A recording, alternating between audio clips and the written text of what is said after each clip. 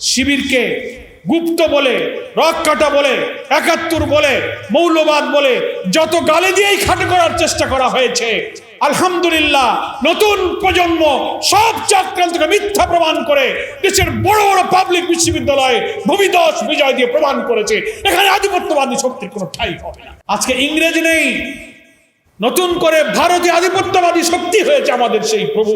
আর আজকে বাংলাদেশে সেই দিল্লির আধিপত্যবাদী সেবাদাসরা বাংলাদেশে বসে ঘোষিত বেগম আর মির্জাফরের মুখে অবতীর্ণ হয়ে আমাদের স্বাধীনতাকে দিল্লির করতলে সোপর্দ করার কাজে এখন ব্যস্ত আছে। ক্ষমতাসীন বিএনপি পার্লামেন্টে দাঁড়িয়ে যদি তার এমপিরা এই কথা বলে, সংসদ নেতা বসে থাকেন, পার্টির পলিসি মেকিং লিডাররা বসে থাকেন, কোনো আপত্তি করেন না। আমাদের লিডার অব দি অপোজিশন যথার্থই এই কথার প্রতিবাদ করেছেন যে ৪৭কে অস্বীকার করলে বাংলাদেশের স্বাধীনতাকে অস্বীকার করা হয়। এর ব্যাখ্যা কি? এর ব্যাখ্যা হলো স্বাধীন যে ভূখণ্ডের উপরে আমরা হয়েছি, এই ভূখণ্ডেই আমরা পেয়েছিলাম ৪৭-এ। ৪৭ না হলে অখণ্ড ভারতে যে নেহেরু ডক্টরিনের মধ্যে আমাদেরকে সেই বৈষম্য বিরোধিতা, সেই জুলুম নিপীড়নের শিকার হয়ে ওই সাম্রাজ্যবাদীদের অধীনেই আমাদেরকে থাকতে হবে। সংগ্রামী ভাইরা আমার, সুধীবৃন্দ, আমি মনে করি জুলাই অভ্যুত্থান পরবর্তী বাংলাদেশে পলাশীর আলোচনা, পলাশীর শিক্ষা খুবই গুরুত্বপূর্ণ। আমাদের যেন আর সামনে কোনো পলাশীর ভাগ্য বরণ করতে না হয়, আর যেন মির্জাফর আর ঘোষিত বেগমদের স্বাধীনতা, সর্বত্র জাতিসত্তাকে কোন আধিপত্যবাদী আগ্রাসী প্রভুর শক্তির করতলে আমার ভূখণ্ডকে ছেড়ে দিতে না হয়, এই চেতনাই কিন্তু আমাদেরকে এই পলাশী দিয়ে যাচ্ছে। ফলে শিক্ষা ব্যবস্থার পরিবর্তন, মুসলিম হিসেবে কোরআনের শিক্ষা, আল্লাহকে ভয় করে ঈমানের ভিত্তিতে জীবন গড়ার যে দর্শনের শিক্ষা, সে শিক্ষায় যদি এই জাতির প্রজন্ম গড়ে উঠতে পারে, তাহলে অন্যায়, জুলুম, অত্যাচার, আধিপত্যবাদী শক্তির বিরুদ্ধে বিদ্রোহ করা, সংগ্রাম করার চেতনা সেই জাতির মধ্যে কিন্তু জাগ্রত হবে। এই জন্য শিক্ষা ব্যবস্থার পরিবর্তন করা ছাড়া কোনো উপায় নেই। ব্রিটিশ সময়ে পার্লামেন্টে দাঁড়িয়ে গ্লাডিস্টন কোরআন হাতে করে বলেছিল না যে এই কোরআনের শিক্ষা থেকে যদি মুসলিম জাতিকে সরানো না যায়, কোরআনের প্রতি ভালোবাসা যদি তাদের হৃদয় থেকে সরানো না যায়, এই জাতিকে কখনো পদানত করে রাখা যাবে না। উইলিয়াম হান্টারের ইন্ডিয়ান মুসলমান বইটা আপনারা এখন বাংলা অনুবাদ হয়েছে, দেখেছেন। উইলিয়াম হান্টারকে দায়িত্ব দেওয়া হয়েছিল ব্রিটিশ গোটা শাসনে। এত লম্বা সময়ে মুসলমানরা কেন বিদ্রোহ করলো, কোনো উপায় তাদেরকে পদোন্নত করে রাখা যায় না কেন, তার কারণ বিশ্লেষণ করতে গিয়ে দ্য ইন্ডিয়ান মুসলমানস বইটা তারা লিখেছিলেন। সেখানে উইলিয়াম হান্টারেরও এটাই ফাইন্ডিংস ছিল।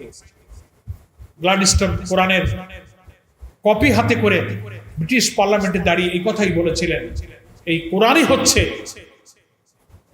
কোরআনের যে শিক্ষা এবং চেতনাই হচ্ছে মুসলিম জাতিকে পদোন্নত করে যে আমরা রাখতে পারি না এই পথে, সেটি হচ্ছে বড় অন্তরায়। কোরআনের শিক্ষা থেকে তাকে সরাতে। সেজন্য পলাশীর চেতনায় এই জাতি, এই অখণ্ডতা, এই স্বাধীনতা রক্ষা করতে গেলে আমাদের সন্তান, আমাদের প্রজন্মকে মাথা উঁচু করে বিশ্বের সামনে শিক্ষা, জ্ঞান ভিত্তিক সমাজ এবং রাষ্ট্র গঠন করে আধুনিক জ্ঞান, বিজ্ঞান, প্রযুক্তি, সভ্যতার চ্যালেঞ্জের মোকাবেলায় এই জাতিকে টিকে থাকতে গেলে কোরআনের আলোয় আলোকিত হওয়া ছাড়া, ইসলামী মূল্যবোধের শিক্ষা শিক্ষিত হওয়া ছাড়া আর বাকি সকল শিক্ষায় বিদেশিদের কাছে পদোন্নত করার মতো নাগরিক তৈরি করবে। স্বকীয় স্বাধীনতায় শির উঁচু করে দাঁড়াবার শিক্ষা আর কোন আদর্শ, কোন চেতনা এই জাতিকে তৈরি করতে পারে। সেজন্য আমি আলোচনা দীর্ঘ না করে ইসলামী ছাত্র শিবিরকে কৃতজ্ঞতা জানাই। এই উপলক্ষে যে সুবিনির প্রকাশ হয়েছে, পলাশীর উপরে অনেক গবেষণাপত্র আছে, অনেক বই পুস্তক আছে, এটার উপরে চর্চা হোক।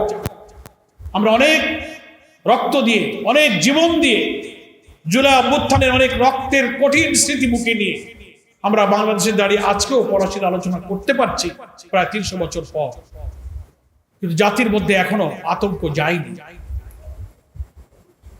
এখনো আমরা দেখতে পাচ্ছি ফ্যাসিবাদ বিরোধী সংগ্রামে যারাই সবাই রাজপথে আমরা ছিলাম, অন্তর্বর্তীকালীন সরকার জনগণের দাবির প্রতি শ্রদ্ধা রেখে ফ্যাসিবাদী আধিপত্যবাদী সেই সেবাদাসদের রাজনৈতিক কর্মকাণ্ড স্থগিত করেছিল। তারা যে মানবতা বিরোধী যে পরিমাণ অপরাধ করেছে, নিষ্ঠুর নৃশংসতা বর্বরতা দিয়ে গোটা জাতিকে শিহরিত করেছে, সেই শক্তিকে আবার রাজনীতিতে পুনর্বাসিত করার চক্রান্তে সেই সব ঘোষিটি বেগম মির্জাফরদের অনুচররা কিন্তু আবার এখনই ক্ষমতায় বসে তাদেরকে নতুন করে মদত দিচ্ছে। ইনক্লুসিভ পলিটিক্সের নামে তারা সেই চেষ্টা কিন্তু করছে। গত পার্লামেন্ট ইলেকশনের চিত্র আপনাদের কাছে আছে। ওই আধিপত্যবাদী শক্তির গ্রিন সিগন্যাল পেয়ে বাংলাদেশের একটি শক্তি, এখানেও কিন্তু ফোর্ট উইলিয়াম দুর্গ আছে। ফোর্ট উইলিয়াম দুর্গ শুধু কলকাতায় না, বিদেশি গোয়েন্দাদের শক্তি আর আমাদের দেশে গোয়েন্দা এবং গভর্নমেন্ট এজেন্সিদের মধ্যে একটা শক্তি কিন্তু এই ভূখণ্ডে, তারাই কিন্তু ফোর্ট উইলিয়াম দুর্গের কাজ করছে। তারা নানান তথ্য পাচার করে একটি বিশেষ গোষ্ঠীর সেবাদাস হয়ে এই দেশকে আবার আধিপত্যবাদীদের পরিণত করার জন্য যত ডিপ স্টেটকে প্রভাবিত করা, আমাদের জুডিশিয়ারিকে, সিভিল অ্যাডমিনিস্ট্রেশনকে, পুলিশ অ্যাডমিনিস্ট্রেশনকে, সবকিছুকে করায়ত্ত করার সব পরিকল্পনা চক্রান্ত কিন্তু এই ফোর্ট উইলিয়াম দুর্গে বসে হচ্ছে। ফলে নবাব সিরাজউদ্দৌলা যেমন তার শক্তি নিয়ে কাশিম বাজার কুঠি আক্রমণ করেছিল, ফোর্ট উইলিয়াম দুর্গ আক্রমণ করেছিল, বাংলাদেশের বীর সাহসী জনগণের সময় এসেছে এই ষড়যন্ত্রকারীর ফোর্ট উইলিয়াম দুর্গ নামে, কাশিম বাজার কুঠি নামে গোষ্ঠী বেগমদের সকল আড্ডায় রাজনৈতিক আঘাত হানতে হবে, চুরমার করতে হবে। তাহলেই আমাদের জুলাইয়ের চেতনাকে আমরা জাগ্রত রাখতে পারব। সেই আঘাত হবে রাজনীতি দিয়ে, সেই আঘাত হবে জ্ঞান দিয়ে, শিক্ষা দিয়ে, চরিত্র দিয়ে, নৈতিকতা দিয়ে। সে আঘাত হানার জন্য ইসলামী ছাত্র শিবির হবে সেই যুদ্ধের শানিত অস্ত্র নিয়ে আমাদের সামনের সেনাপতি। সেই সংগ্রাম তাদের নেতৃত্বে ইনশাআল্লাহ বিজয় অর্জন করবে। বাংলাদেশের ক্যাম্পাসে, শিক্ষাঙ্গনে ইসলামী ছাত্র শিবিরের প্রতি কোটি কোটি মানুষের চেয়ে আস্থা, সেই সমর্থন আমাদের সেই স্বপ্নের ভবিষ্যতের কথা স্মরণ করে দিচ্ছে। শিবিরকে গুপ্ত বলে, রক্কাটা বলে, ৭১ বলে, মৌলবাদ বলে যত গালি দিয়েই খাটো করার চেষ্টা করা হয়েছে, আলহামদুলিল্লাহ নতুন প্রজন্ম সব চক্রান্তকে মিথ্যা প্রমাণ করে দেশের বড় বড় পাবলিক বিশ্ববিদ্যালয়ে ভূমিধস বিজয় দিয়ে প্রমাণ করেছে এখানে আধিপত্যবাদী শক্তির কোনো ঠাঁই হবে না। ইসলামী ছাত্র শিবিরকেই পলাশীর চেতনায় এই তরুণ অজেয় শক্তিকে জাগিয়ে তোলার দায়িত্ব নিতে হবে। জ্ঞানভিত্তিক সমাজ গড়ে শিক্ষা ব্যবস্থাকে বদলে দিয়ে জাতির চরিত্র এবং সভ্যতাকে পরিবর্তন করে আমরা এটাকে নবাব সিরাজউদ্দৌলার জীবন দানের মধ্য দিয়ে, নবাব শাহাদাতের নজরানা পেশ করে আমাদের সামনে যে শিক্ষা রেখে গেছেন, সেই পতাকা ধারণ করে এই বাংলাকেও আমাদের স্বাধীন রাখতে হবে, আজাদি রাখতে হবে। এটা অত্যন্ত আনন্দের খবর, আশাবাদের খবর, আস্থা জাগানো, আশা জাগানিয়া খবর যে এখন বাংলাদেশে জুলাই অভ্যুত্থানের পরেও আমাদের তরুণদের মধ্যে এখন নতুন স্লোগান হচ্ছে, দিল্লি না ঢাকা, গোলামে না আজাদি। এই স্লোগান কিন্তু সেই পলাশীর চেতনা থেকে উচ্চারিত স্লোগান।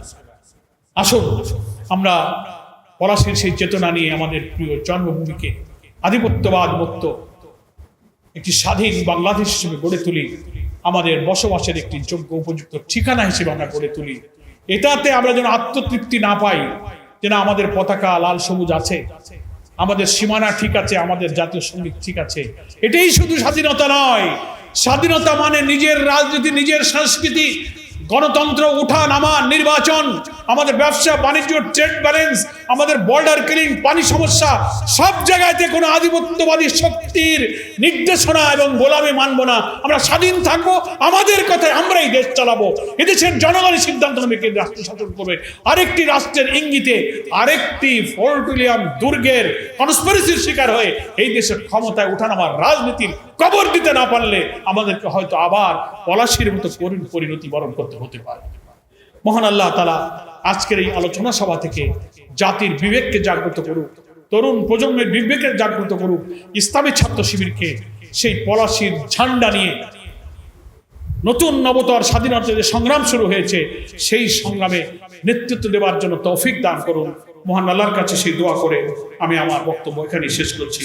আমা তৌফিক ইল্লা বিল্লাহ। আসসালামু আলাইকুম ওয়া রাহমাতুল্লাহি ওয়া বারাকাতুহু।